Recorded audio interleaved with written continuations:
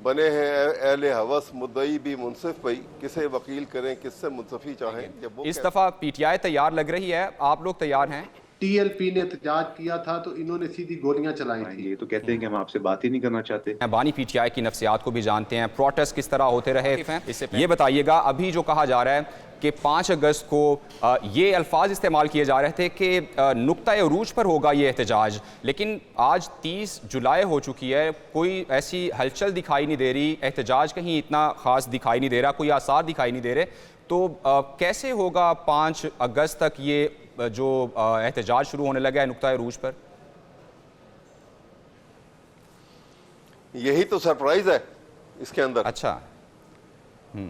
जो आपको इंशाअल्लाह ताला ये एहतजाज जो है वो काफ़ी अच्छा कामयाब भी होगा। और फिर बात ये है कि ये एहतजाज की डेट जो है ना, ये फिर कंटिन्यूस प्रोसेस है, क्योंकि अब पीटीआई ने फैसला कर लिया, जो हालात पैदा हो गए मजबूरी के हाथों, कि अब हम ऐवानों के अंदर जो है अब स्ट्रगल अपनी ख़त्म कर देंगे। क्योंकि जब बने हैं अहले हवस मुद्दई भी मुनसिफ भई, किसे वकील करें किससे मुंसफी चाहें, जब वो कैफियत है तो अब हम बिल्कुल खुले मैदानों में निकलेंगे, वहीं पे फैसला करेंगे। और पाकिस्तान के हमारे नज़दीक पाकिस्तान का आइन अगर असली शक्ल में नहीं है तो पाकिस्तान सबसे बड़ी प्रॉब्लम में है।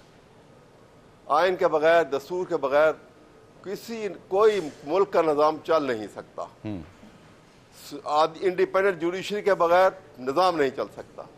रूल ऑफ लॉ के कॉन्सेप्ट के बगैर निज़ाम नहीं चल सकता। ये तीनों चीज़ें मिसिंग हैं इस वक्त पाकिस्तान के अंदर।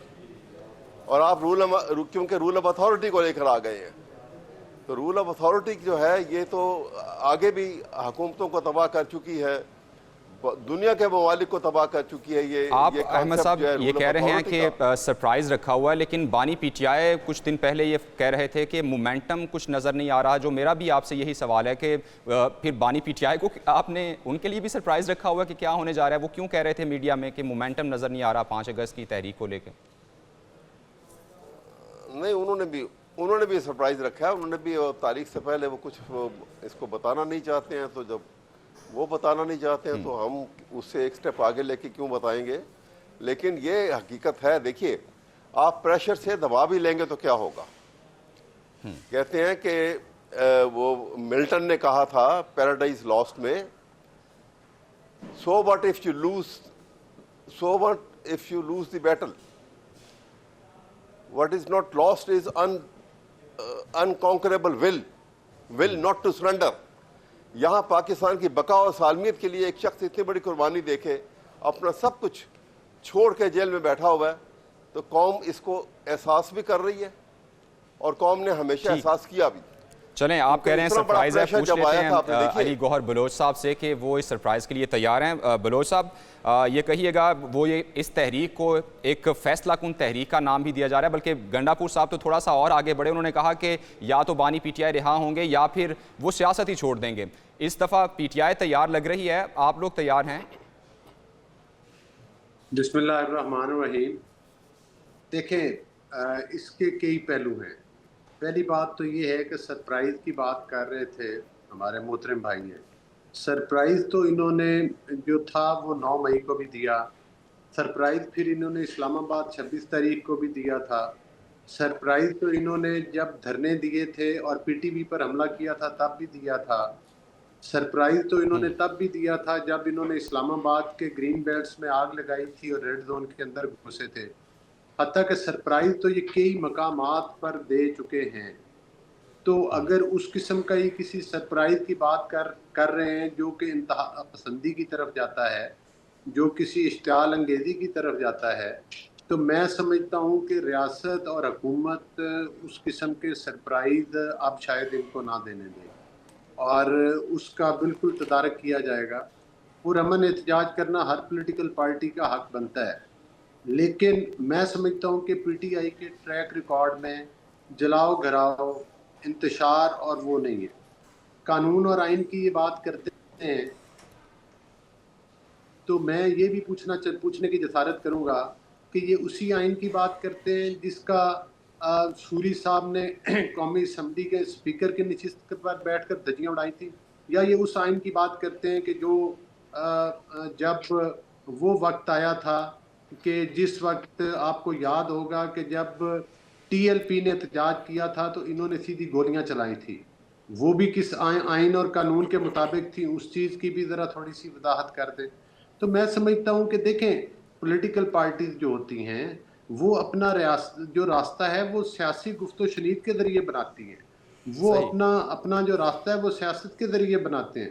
جب آپ نے تمام پولیٹیکل لیڈرشپ کو جو کہ آپ کے سیاسی مخالفین تھے، آپ نے ان کو اپنے دور حکومت میں تو دیواروں کے اندر چنوایا، ان پر جھوٹے مقدمات قائم کیے، اور نثار صاحب کی عدالت کے ذریعے اور بندیال صاحب کی عدالت کے ذریعے اور دیگر عدالتوں کے ذریعے اس وقت بھی ان کو سزائیں دلوائیں۔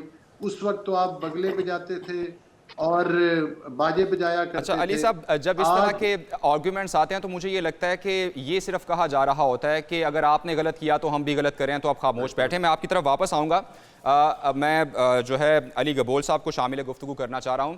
گبول صاحب، اس ساری صورتحال میں جو ابھی گوہر صاحب بات کر رہے تھے، ایک صورتحال بہت واضح ہے کہ سیاستدانوں کو بالآخر سیاسی پلیٹ فارم پہ ہی بیٹھنا پڑتا ہے، بات چیت کرنی پڑتی ہے، اور ابھی ہم سیاستدان شاید ہمارے اتنے میچور نہیں ہوئے کہ وہ سیاسی پلیٹ فارم کو استعمال کرتے ہوئے معاملات حل کریں۔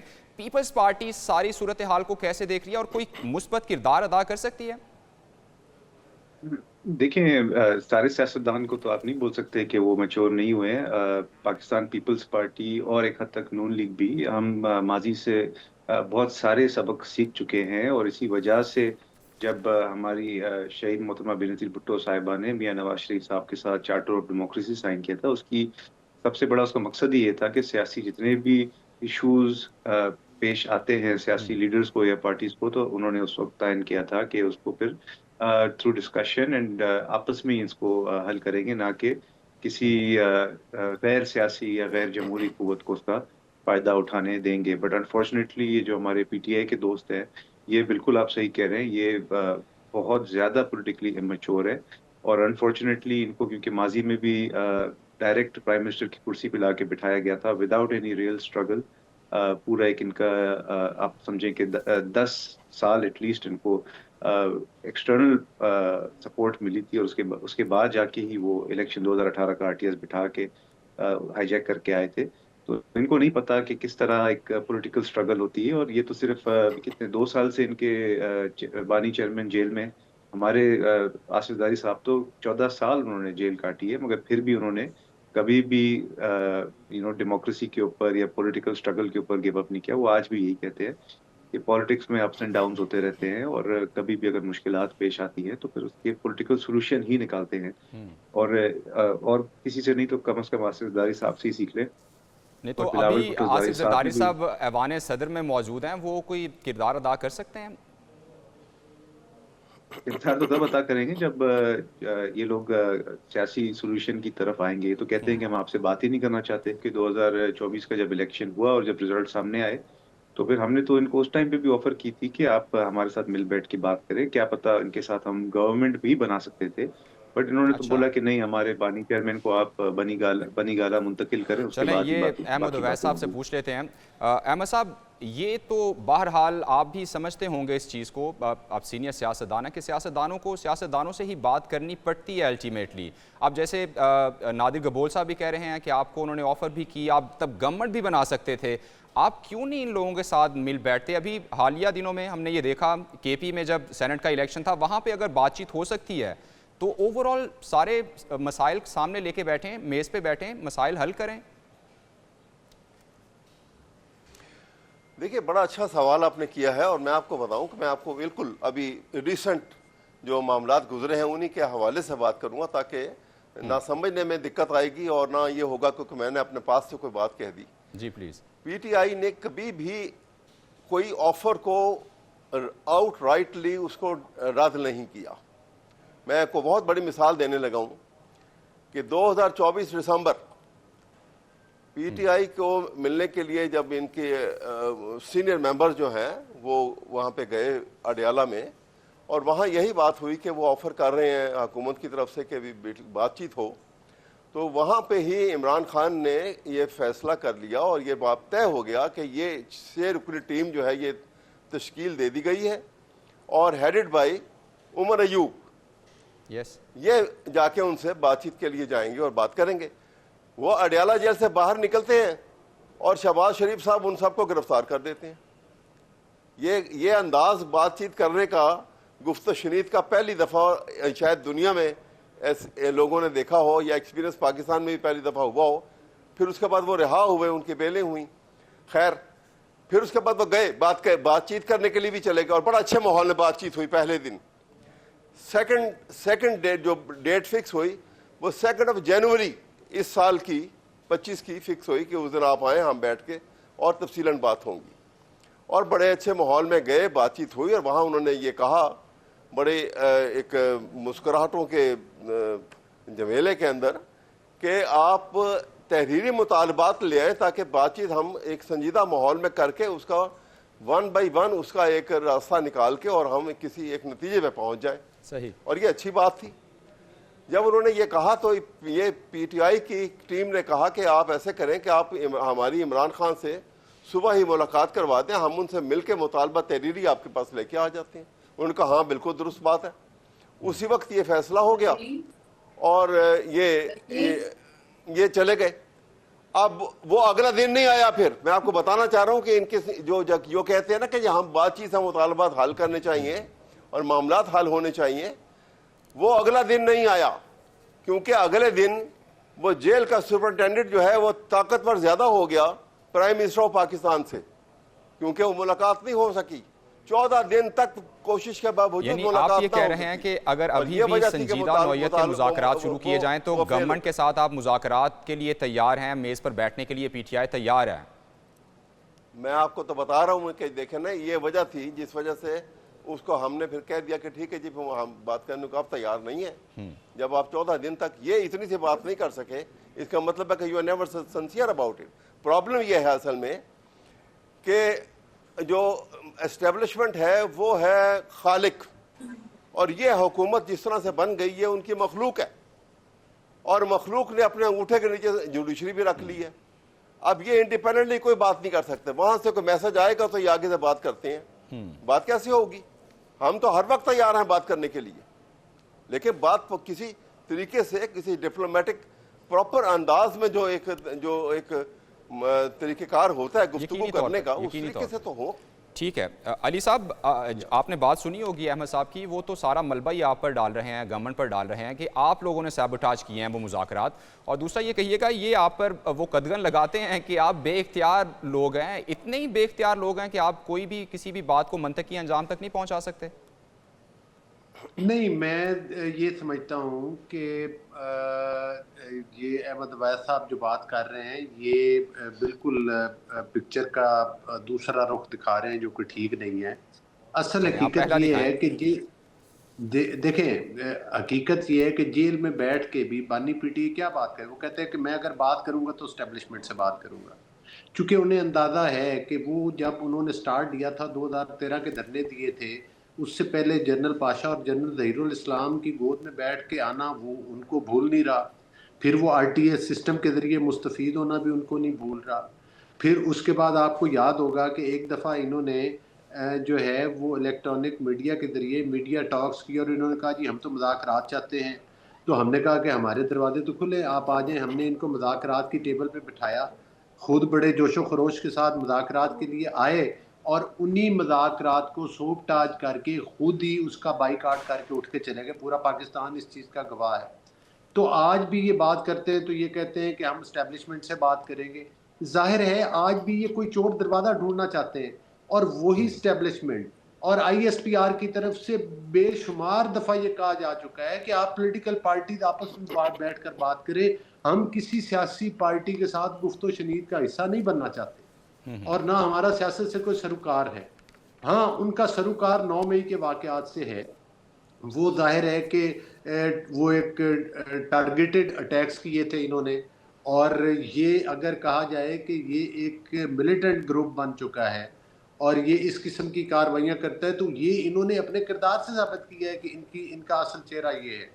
آج بھی جو انہوں نے 26 تاریخ کے واقعات کیے تھے، جس طرح سے یہ اسلام آباد کے اوپر حملہ آور ہوئے تھے اور کس طرح سے یہ وہاں کے تمام سرکاری وسائل لے کر 1122 کی گاڑیاں لے کر، ساری انتظامیہ کی سرکاری گاڑیاں لے کر، کیل والی لاٹھیاں لے کر، ایک طرف پنجاب میں آج نوجوان کے ہاتھ میں اسکالرشپ تھمائی جا رہی ہے، آج نوجوان کے ہاتھ میں جو ہے وہ لیپ ٹاپس پکڑائے جا رہے ہیں، یہ کیل والی لاٹھیاں لے کر نوجوانوں کو ورگلا کے ادھر لے آتے ہیں۔ دوسری طرف کہتے ہیں کہ جو بانی پی ٹی آئی کے بچے ہیں وہ تو کسی احتجاج کا مطلب حصہ نہیں بنیں گے، ان کو روک دیا گیا ہے اور وہ احتجاج نہیں کریں گے، لوگوں کے بچوں کو کہتے ہیں کہ آ کے 9 مئی جیسے واقعات کریں۔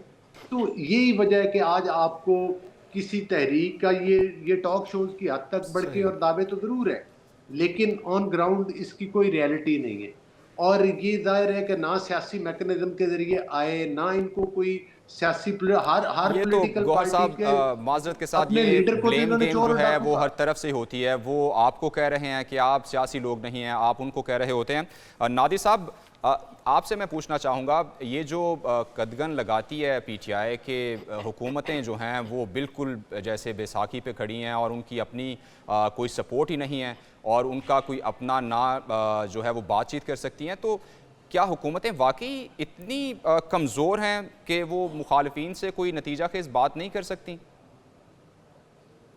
نہیں، ایسا بالکل بھی نہیں ہے۔ حکومت اوبیسلی پرائم منسٹر صاحب ہیں، ان کا ایک آفس ہے، اتھارٹی ہے ان کی، اور ہمارے بھی پرائم منسٹر صاحب کے ساتھ اختلافات یا گورنمنٹ کے ساتھ اختلافات ہوتے ہیں۔ سب سے بڑی مثال ہی اسی سال کے شروعات میں جو کنال ایشو تھا اس پہ تھا، بٹ اینڈ میں کیونکہ ہم نے پھر احتجاج کیا اور ریزسٹ کیا تو پرائم منسٹر صاحب نے اور وفاقی حکومت نے پھر اس میٹر کو پھر رد کر دیا کنال کے ایشو پہ۔ تو بالکل جی اختیار جی تو ہے، اور جہاں پہ بھی اوبیسلی جی آپ کے پاس پی ٹی آئی کے پاس بھی اسمبلی میں ایک اچھی خاصی اسٹرینتھ ہے، بٹ ان کو اپنی اسٹرینتھ استعمال کرنا نہیں آتا، اور یہ انفارچونیٹلی ان کو عادت ہے کہ اسمبلیز کے باہر سڑکوں پہ ایشوز ڈریگ کرنا، نہ کہ اسمبلیز کے اندر اپنی جو قوت ہے اس کو استعمال کرنا۔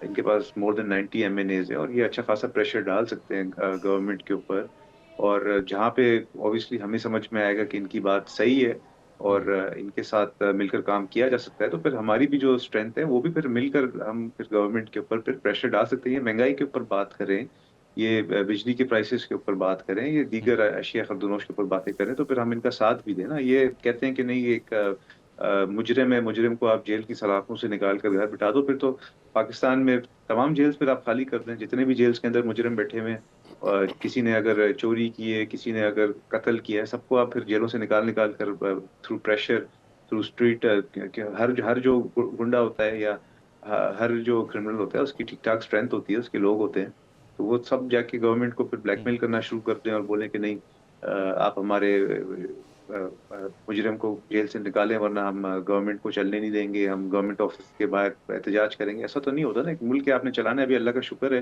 میں تو کہوں گا کہ پاکستان ایک بہت اچھے رخ کی طرف جا رہا ہے، جہاں پہ ویسٹ ہمیں انگیج کر رہا ہے، ڈونلڈ ٹرمپ اچھی باتیں کر رہے ہیں پاکستان کے لیے، ٹریڈ کی باتیں کر رہے ہیں، اکانومی کی باتیں کر رہے ہیں۔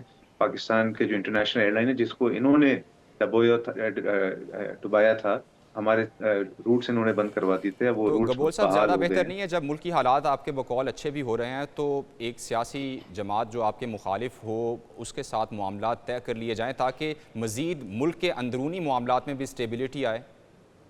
ہم کب کہہ رہے ہیں کہ ہم معاملات صحیح نہیں کرنا چاہ رہے؟ یا کہ بات تو کریں، کوئی عوام کے انٹرسٹ کے اوپر بات کریں نا، یہ صرف یہ بولیں کہ نہیں، کیونکہ آلریڈی دیکھیں ان کا جو بانی چیئرمین ہے، ہی از اے کنوکٹڈ پرسن، ان کے اوپر الزامات نہیں ہیں، ان کے اوپر ججمنٹس آ چکی ہیں، کورٹ نے ججمنٹ دی ہیں۔ اب کورٹ کے فیصلے کو ہم کیسے رد کر سکتے ہیں؟ اس کا ایک الگ پروسیس ہوتا ہے اپیلز کا، اگر ان کو اتنا ہی یقین ہے کہ وہ بے گناہ ہے تو جائیں سپریم کورٹ میں اپیلوں کی لائن لگا دیں، بٹ یہ کہنا کہ گورنمنٹ پرائم منسٹر سائن کرے اور جیل انتظامیہ کو احکامات جاری کرے کہ آپ پانی کو جیل سے نکال کے ڈائریکٹ سیدھا بنی گالہ منتقل کر دیں، ایسے تو نہیں ہو سکتا نا۔ کہ ایک قانون ہے اس ملک کے اندر، ایک آئین ہے، اور اس قانون اور آئین کے خلاف تو پرائم منسٹر بھی کچھ نہیں کر سکتا۔ اگر پرائم منسٹر کوئی بادشاہ ہوتا تو شاید آپ یہ اس سے امید کر سکتے تھے۔